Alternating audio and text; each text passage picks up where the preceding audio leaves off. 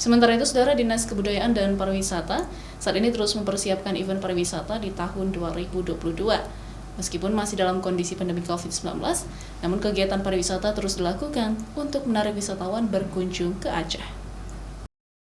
Penerapan protokol kesehatan menjadi salah satu poin penting promosi pariwisata yang dilakukan tahun ini, di mana wisatawan yang berkunjung diharapkan dapat menerapkan protokol kesehatan sehingga dapat saling menjaga di lokasi wisata nantinya.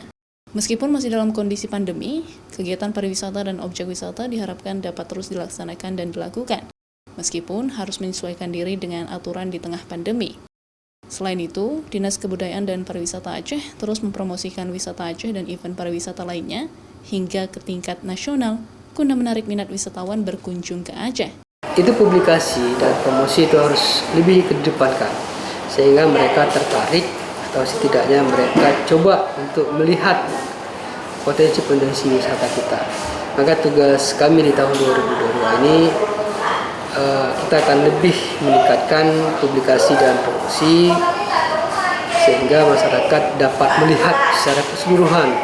Para pelaku usaha dan pariwisata nantinya diharapkan dapat mengontrol penerapan protokol kesehatan di lokasi wisata, sehingga wisatawan yang berkunjung juga dapat menikmati objek dan event wisata yang ada di sejumlah destinasi wisata di Provinsi Aceh pada tahun ini.